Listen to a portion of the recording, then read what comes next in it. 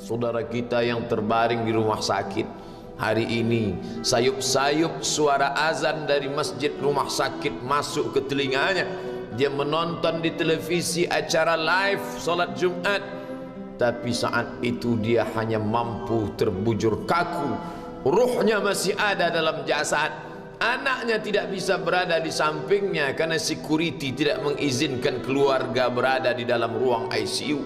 Dia duduk di dalam. Suara terdengar, azan bersahutan, hayya 'alas salah, mari salat, hayya 'alal falah, mari menuju kemenangan. Dia hanya bisa meneteskan air mata. Kenapa? Kalau dulu dia waktu sehat sempat beribadah, penyesalannya tidak terlalu banyak.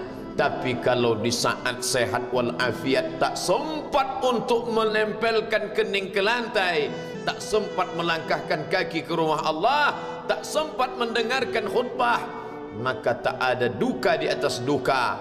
Air mata yang meleleh tak dapat mengembalikan masa lalu. Lan tarji'al ayyamul lati madat, yang lalu tak dapat diulang kembali. Air mata darah menangis, yang sakit tak akan sembuh, yang mati tak akan hidup.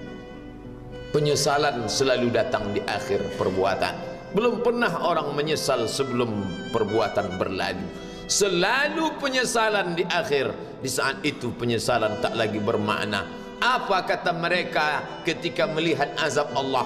Rabbana, hai Tuhan kami, ya Rabb kami, absarna, mata kami sudah melihat azab, wa sami'na, telinga kami sudah mendengar suara tangisan, teriakan, pekikan di dalam neraka. Farji'na, kembalikan kami lagi ke dunia, na'mal salihah, kami ingin beramal saleh, inna muqinun, kami yakin seyakin-yakinnya. Tapi saat itu penyesalan tak lagi bermakna, karena dunia tak mungkin utuh semula, karena sudah menjadi sunnatullah yang lampau tak akan kembali.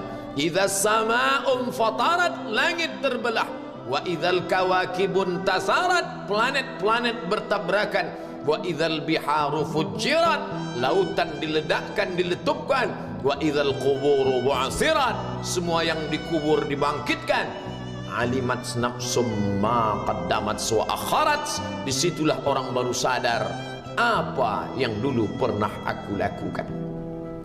Wa qadimna ila ma amilu min amalin, semua amal mereka kami tunjukkan, kami datangkan. Ini amalmu, ini infakmu, ini wakafmu, ini sedekahmu, ini salawatmu, ini bacaan Qur'anmu, ini zikirmu. Tersenyum mata melihat amal. Faman ya'mal mithqala dzarratin khairan yarah.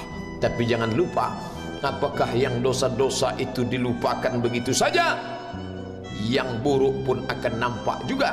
Faman ya'mal mithqala dzarratin syarran, sebesar ujung rambut, sebesar telapak kaki semut yang hitam, di atas batu yang hitam, di tengah malam yang kelam, di dalam samudra yang gelap, akan ditampakkan juga pada hari itu. Yauma tublas sarair, segala rahasia ditunjukkan, dan mata akan melihat dengan penglihatan yang nyata.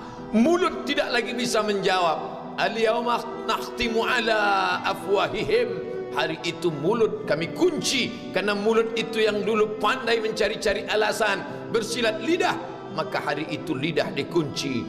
Wa tukallimuna aydihim, tangan mereka kami buat bicara. Wa tashhadu arjuluhum, kaki bersaksi. Apa yang akan dibicarakan tangan, apa yang akan dipersaksikan kaki? Bima kanu yaksibun, semua yang pernah dilakukan di masa yang lalu. Berapa atasanmu sanggup memberi gaji sehingga begitu enteng kau tinggalkan solatmu? Apa yang dijanjikan istrimu sehingga begitu enteng kau berikan yang haram?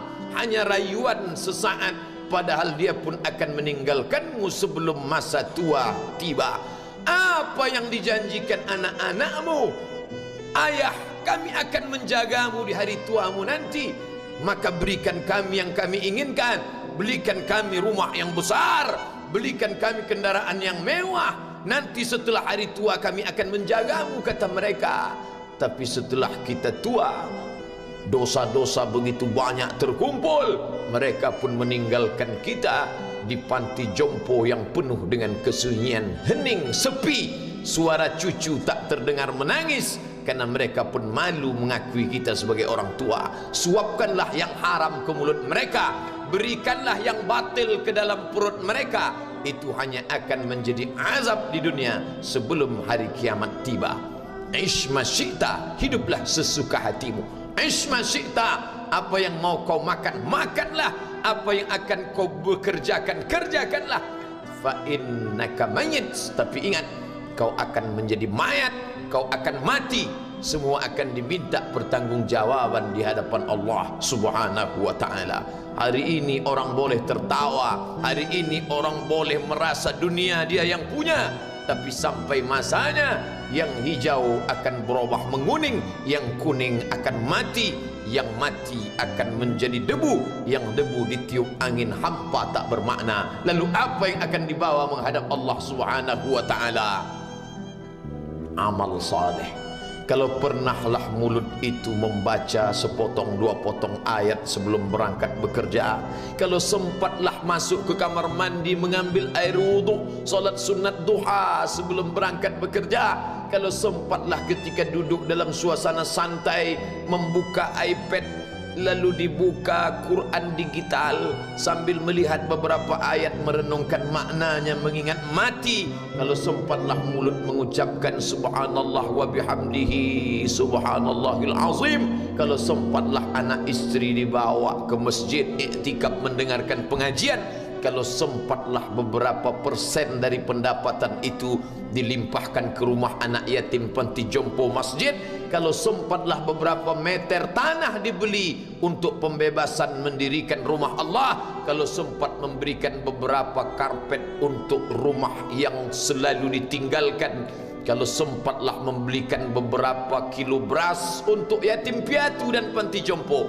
itulah yang akan menolong di hadapan Allah. Adapun rumah besar dengan beberapa semen, dengan beberapa busi yang banyak, semua akan menjadi tinggal kenangan. Mereka akan menjual, membagi-baginya. Tanah yang dulu harganya semeter 100.000 sekarang sudah menjadi 5 juta. Mereka akan bagi-bagi itu semua kepada ahli waris. Lalu kita hanya membawa 3 helai kain tipis yang tidak berjahit, dan itu semua menjadi milik orang. Kalau dulu mereka kita didik dengan pendidikan yang baik, di tengah malam mereka bangun menetes air matanya, lalu dia berdoa, Rabbighfirli wa liwalidayya warhamhuma kama rabbayani shaghira, seperti tetesan embun di tengah gurun Sahara yang panas.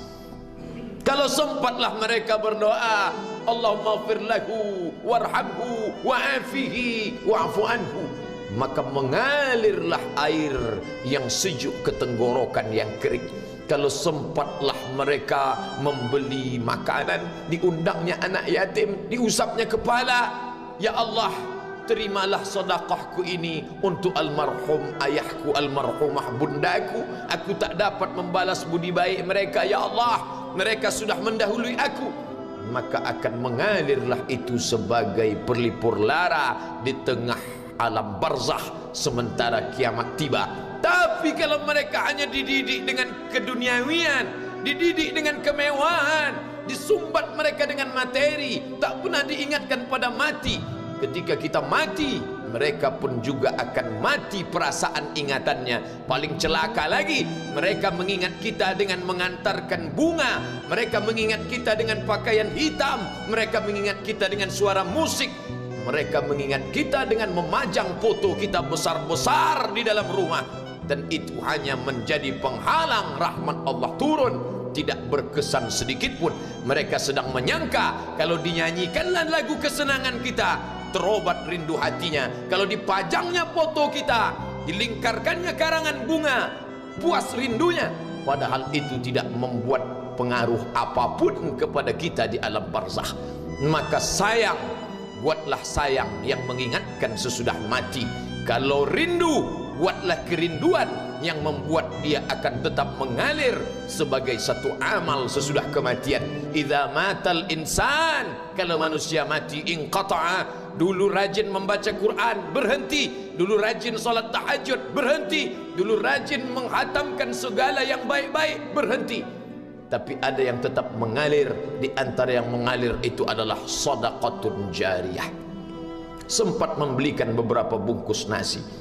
Nampak orang tua di panti jompo menyuap nasi itu, menggeletar tangan mereka karena usia lanjut, menetes air mata. Kita bukan sedang melihat orang tua, kita bukan sedang melihat orang lain. Saat itu kita sedang melihat potret diri kita 30 tahun yang akan datang. Di mana aku 30 tahun akan datang? Surga, kenikmatan yang luar biasa, tapi dia tidak akan dimasuki oleh orang yang biasa-biasa. Solat biasa, baca Quran biasa, zikir biasa, untuk mendapatkan yang luar biasa, maka itu bukan perimbangan ibadah yang fair. Hanya dengan solat wajib biasa, hanya dengan baca Quran biasa, hanya dengan zikir biasa, hanya dengan sedekah biasa, berharap akan masuk ke dalam surga yang luar biasa, maka sungguh bukan suatu perimbangan perniagaan yang seimbang antara makhluk dengan Khalik Allah Subhanahu wa taala. Khutbah Jumat ini kembali mengingat kita, mengajak merenung bersama. Kita ini mau kemana? Di sini untuk apa? Yang kita bawa menghadap Allah itu apa? Apakah nama, jabatan, kebesaran, harta benda ikut menghadap Allah? Tidak. Dia akan tinggal menjadi puing-puing kenangan. Yang akan dibawa adalah amal saleh.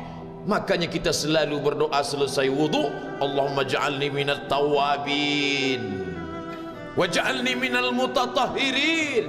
Ditutup dengan waj'alni min ibadikas salihin.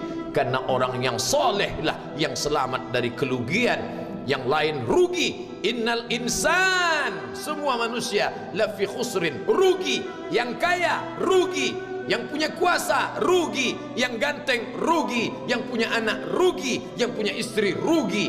Tapi ada yang beruntung, illallazina amanu, kecuali yang beriman, wa amilus salihati, dan beramal saleh. Itulah orang yang beruntung, karena dia akan hidup dalam kehidupan yang kekal abadi, membawa iman dan amal salehnya. Kalau sampai hari ini masih bersemayam di dalam diri kita, mari kita jaga. Dan kita berharap kepada Allah husnuzan, Allah menutup usia kita ini dengan husnul khatimah. Ketika itulah malaikat datang memanggil, menyambut, ya ayyatuhan nafsul mutmainnah, wahai jiwa yang tenang, irji'i ila rabbiki, kembalilah engkau kepada Tuhan Rabbmu, radiyatan mardiyah, engkau ridha kepada Allah, Allah pun ridha menerima engkau sebagai hambanya. Fadkhuli fi ibadi, masuklah engkau ke dalam golongan hambaku. Wadkhuli jannati, masuklah engkau ke dalam surgaku. Saat itu ruh keluar dari badan seperti tetesan air di hujung daun yang lembut menetes.